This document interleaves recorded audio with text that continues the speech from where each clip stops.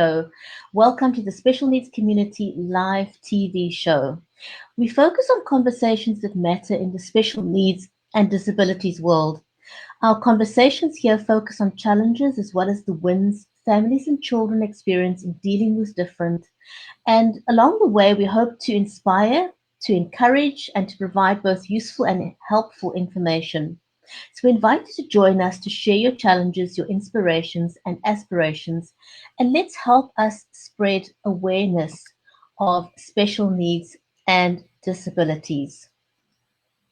So, hello and welcome again. I'm Brigitte Limbanda, your producer and host for today. And my amazing co-host is Mary Elizabeth Jackson. Mary is an award-winning author of the Poolicious children's book series. She's currently working on another book as well as a movie screenplay. She's also a wife and a mother of 3 inspirations. Mary is also a special needs and disability advocate, and she lives in Nashville in the USA.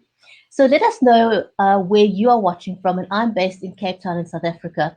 Mary, hi, and welcome to the show today. Hi, good morning. How are you? Well, I say good morning, but it's good evening for you, isn't it? So, Yes, it is. It's so yes, wonderful. Every single time we spend time together, I'm simply amazed at how we are able to connect from different parts of the globe. I And know. that is one of the nice things about doing a live stream. It is It's wonderful, isn't wonderful. it? Yes, because you feel there feels like there's no distance between us. And so it's just, it's a wonderful, well, it's a great friendship that's come and over the last several years and a great way for us to communicate. And it's amazing. I love it. Absolutely. And I'm thrilled that we're able to shine a light on special needs and disabilities. And it's a special topic for both you and I. Not something that I talk about that often, and perhaps I should talk about it more often. And so today we've decided to talk about fibromyalgia, which is something I have. Mhm. And it's weird how that came about because I went undiagnosed for so many years. And I think what's happened to me is not an isolated incident. I think that there are many people out there who may have fibromyalgia and they have absolutely no idea that they do. Now, I suffered from symptoms, or I had the symptoms, strangely enough, from a very, very young age. I was Um, going to ask you, how long did you suffer with it before you were diagnosed? the better part of my life, actually, to be honest. Wow. And Wow. I just didn't know what was wrong with me. Hmm. I had never ever heard of the term fibromyalgia ever until probably about 2.5 years ago was the first Wow. time I had even heard the term fibromyalgia, and yet I had lived with the symptoms all my life. And I think that the one thing I want to possibly emphasize to people is that if you suspect you may have fibromyalgia, go and ask your doctor because it Hmm. seems that it's something that the doctors don't seem to consider or come up with. Right. Because I found in my case, and I think people can relate to that, I have had symptoms that were symptomatic of fibromyalgia, but every time I went to see a specialist, they would treat me for that specific symptom. But there Right. was no Right. one. Yeah, so you go, you'd say, well, my leg hurts or my arm Right. hurts or something, right? And then they treat you for that. Right. Right. And you And I really think, do you need to have a doctor who's very tuned in. yes, that is the whole point. And we've moved away from specialist physicians, Hmm. where they would look at you overall. Medicine has now become so highly specialized and skilled that you get a foot doctor and you get an arm doctor and you get a throat doctor and you get a head doctor, and they do only that. They Yeah. don't do anything else. Right. So you have And to so go, you have to have so many doctors for your care when you've got, I mean, I have to do that myself. And I have never been formally diagnosed with it. My mom's highly suspicious because of the pain that comes about. My mom was diagnosed with it. I'm not sure how many years ago. So she goes through a really hard time. And I have a brother also, and it can be very disabling and debilitating. I've got a girlfriend who, over the years I've known her, she spends, she has bouts, she's just in bed. She's, that's how it is with her pain. And it's really yeah. sad. And you, as long as I've known you, you have bouts where you are hurting from head to toe and have to go to bed and Well, cannot get the things thing is, done. correct, and that's why they call people with chronic pain spoonies. I don't know if you've heard the term spoonies. No, not for that. No. Why do they call them that? Just because they're in bed? Well, the term spoonies comes from spoons, you Yes. know. And so for every activity that you do, so you look at spoons are your energy for the day, your energy. It's a measurement, it's a way of measuring your energy that you expend in the day. Okay. Now, this is something that someone who doesn't have chronic pain or fibromyalgia doesn't have to consider. But Mm-hmm. every single activity that you engage in during the course of the day will take X amount of energy or X amount of spoons. Interesting. Um, so when you do things in a day, you constantly find yourself weighing things up, which is something people without chronic pain or fibromyalgia wouldn't need to do. Mm-hmm. But if I wanted to go somewhere, for example, I'm going to give you an example now. On Okay. Friday evening, I wanted to go to a special service, which was the Lord's Memorial. Mm-hmm. And in order for me to do that, I had to decide what I was not going to do that day in order to make that appointment. I understand. Um, Mary, give me 1 second. My MacBook is about, I just realized my plug is not plugged in. So give me 1 second, okay? Okay. Okay.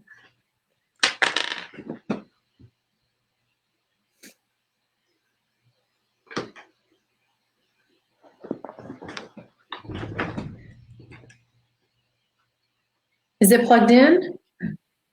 Are you plugged in now? Yes, thank goodness for warning signs because my computer Well, would have switched off on me right now. yeah, that wouldn't have been good. But it's That would have interesting been that interesting. that's interesting though, because that's basically your life. It's you got to be plugged in. And I understand where you're coming from. Mine is not so much that energy for pain related. It is sometimes. Mine is just for energy that has to do with my immune system and my energy levels, period. And so I have to do the same thing. Okay, so if I'm going to go tonight, say there's something going on, if I'm going to go tonight, I have to make sure I have a nap. So I have that energy to be able to go do what I need to do. And I usually will do a B complex shot, or B12 shot, excuse me, and in order to get through. And it's sad when you get used to that being your life. Like I know if I have to be up all day without any kind of rest, by nighttime I won't be able to stay up very late. I won't be able to do things that need to be done sometimes, and it's sad that you have to live that way and that your body is it's it's really no way to have to live, but it's the way to function. Oh, absolutely. It's weird because I constantly when I do life, I have to Yeah, constantly weigh up things. It's like yeah. I know that when I wash my hair and I blow dry my hair, well, it's pretty easy now that it's short, but Hmm. I have to consider how much energy it's going to suck out of me just using my blow dryer, just Hmm. doing my hair. Making my bed takes X Hmm. amount of energy. And if I've made my bed, I can't do something else. So I've got to constantly wager between doing things. So on Friday, typically, I wanted to go out in the evening, which meant that I spent the better part of the day actually in bed, lying down, resting, because I knew it was going to take so much energy. Um, for me to go out and to sit in a chair that I didn't know what the chair was going to be like at the event. For your and back. and that's another issue for me. I can sit on a chair for 2 seconds and I will know whether that chair is going to induce pain, and if there isn't another option, um, my body starts tensing up because it knows that the pain levels is simply going to be increasing. And so this is exactly what happened to me. Typical case in point: on Friday I went out, spent the whole day in bed so that I could go out in the evening, sat on a chair that wasn't comfortable for me. And so while I was there, I always, I find myself, whenever I go out, I'm playing musical chairs. I'm either trying to find a chair that will be comfortable enough, and my pillow is my attachment. Wherever I go, I have a pillow. I have a range of pillows. I have different pillows in different colors, so they try and sort of match my outfits. I don't look weird walking around with a pillow. But Oh, wherever I gotcha. go out, I have a pillow with me because Okay. I need to have my back supported, this, Right. irrespective of the chair. So I never presume that wherever I'm going is going to have a stash of pillows. I take my own, I come prepared. I can't wear, I don't, I have to be careful about a handbag, for example, because it hurts my neck, it hurts my back, it stresses me out, it makes my body feel tense. And so Right. while I was at this event on Friday evening, if the chair is not comfortable, I'm up and down like a jack in the box. And I can do this when I'm out with a girlfriend as well. I'll sit, and when the pain sets in, I'm up and down. It's not great because No. it, I understand that it may make the person I'm with feel awkward or uncomfortable because I'm Right. uncomfortable. We pick Right. up on each other's energy levels. So, Right. if you kind of sense someone's restless, it's not that great. So Right. I'm always having to explain myself and say, listen, my back is really hurting. Fortunately, most people I associate with is aware of that. But just imagine going to a restaurant, and then after a few minutes you're in so much pain, you need to get up and down, go for a walk, go to the bathroom more times than you really need to, because it's not Yeah. really that I need the bathroom. I need to get up and I need to walk and move about to reduce my pain levels. Right. So those are things people don't generally consider. So what happened after Friday evening is, because I sat in a chair that wasn't good for my back, I have spent so much time in bed since Friday.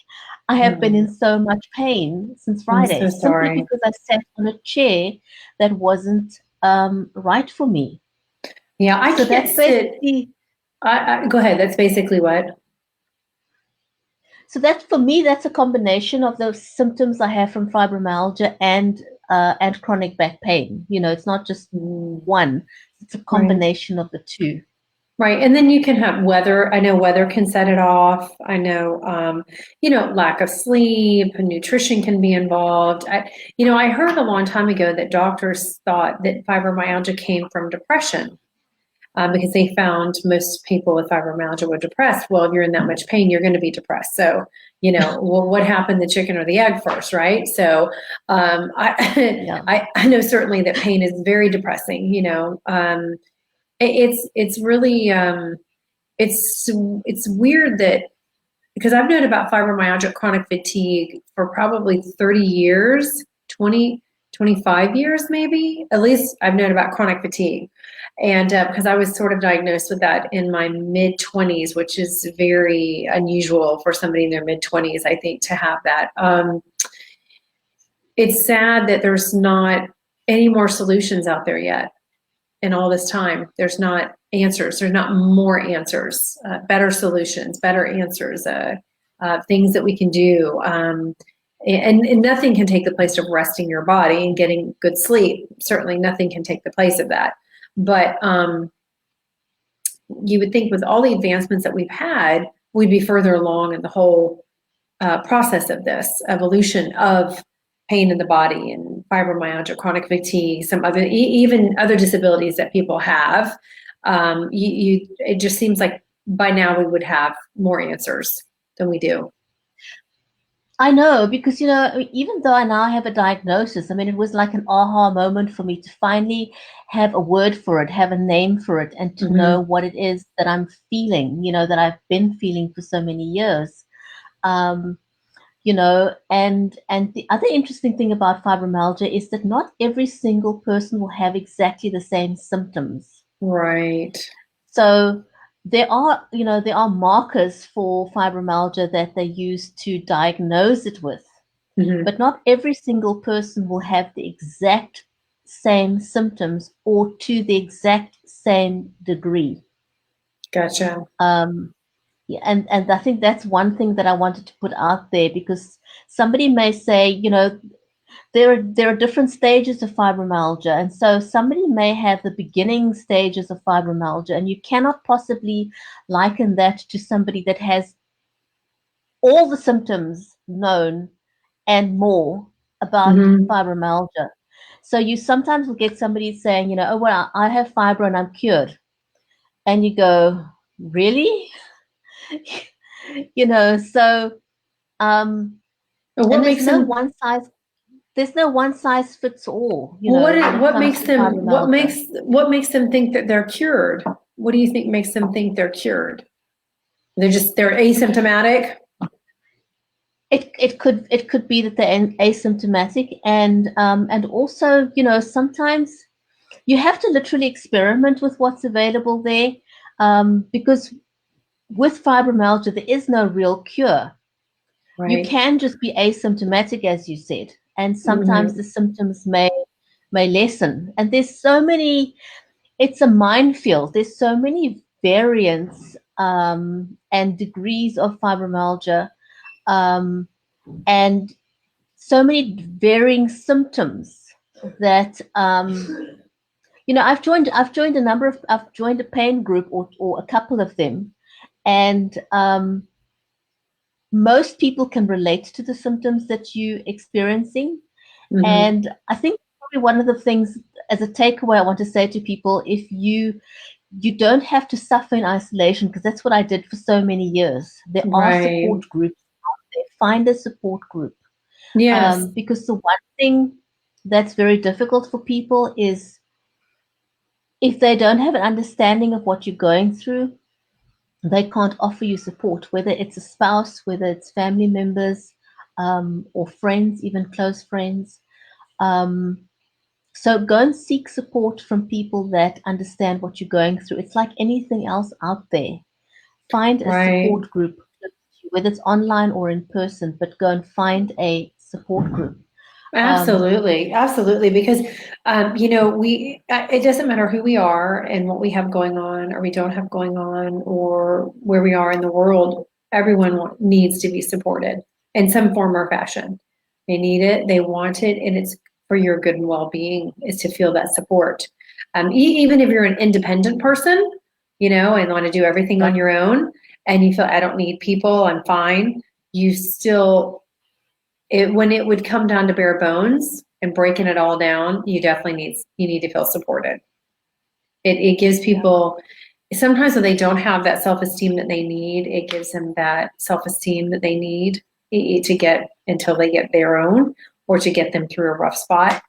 So yeah, you definitely need that. So just a little bit on the symptoms of fibromyalgia, and I wish I had known earlier.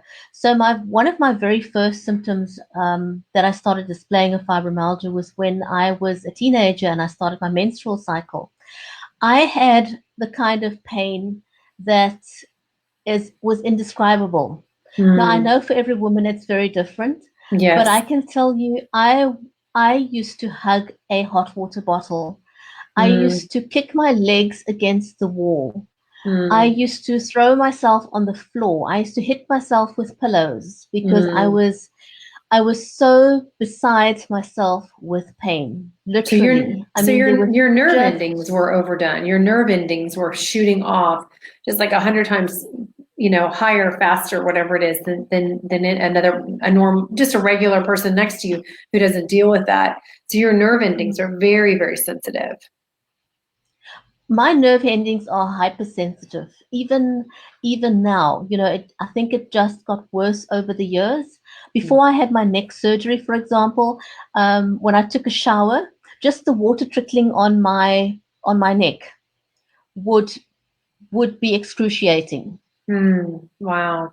Um, and even now, I have got certain spots all over my body, and if I touch it, I would give myself an electrical shock. Never mind someone else, but Okay, so what does that I mean have exactly? it's my nerve endings are Okay.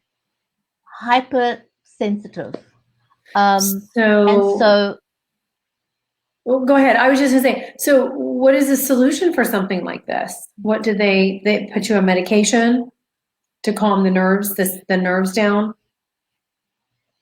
I have tried various medications over the years, and none of them have really worked for me. Okay. So, even if I'm on medication, those certain spots in my body, I can touch them and I will be in screeching pain. So that's what I live with every single day. My I'm so body is sorry. constantly in pain. And then one of the other symptoms is what they term brain fog, Uh-huh. which is memory.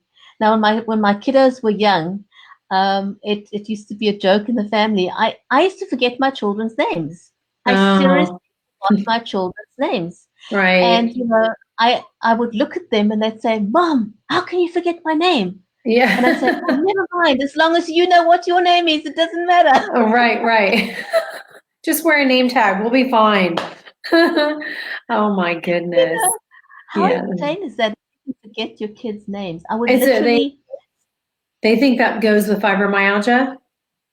It's one of the symptoms of fibromyalgia is brain fog, yeah. Wow. So memory Wow. issues, and so I would look at something and I would just stare at it and I would think, what was it? I was going to do something now, and I can't remember, or someone's name. I would stare at the person. I eventually overcame that by simply recognizing this is an issue I have, and I would just say to someone, "Hey, listen, what's your name again?" And so I do that instinctively now without feeling embarrassed about it any longer. I no Well, longer feel embarrassed because I just realize it's something I have to live with. it's just part of you. Yeah. And that's all, that's very interesting because I would say that I do those things now and have for several years. And then you go, well, you're just getting older. But yeah, wait, I'm not that old. So, should I really be, should I forget that? I mean, like sometimes in the morning, one of the first things I do after getting up is I put the water on to boil for hot lemon water. And the other morning, I went to turn it on and I had already boiled it and turned it off and didn't remember. And I that just freaked me out. Unless Yeah. somebody else took it off the eye and I didn't tell me, or say, hey, mom, your water's boiled or whatever, or my husband, I walked away the other morning going, that really freaks me out. you know. So Absolutely. but brain fog can go with a Absolutely. lot of things. It can go with adrenal fatigue. It can go with thyroid issues. It can go with having overloads of yeast in the body, toxicities, heavy metal toxicities. I mean, there are other reasons for brain fog too. So it's interesting. I don't know that I ever heard that was one of the symptoms, but it's good for people to know, hey, if you have pain and then you have brain fog, maybe you should go and talk to your doctor about this and see if this is what's happening for you. Oh, absolutely, absolutely.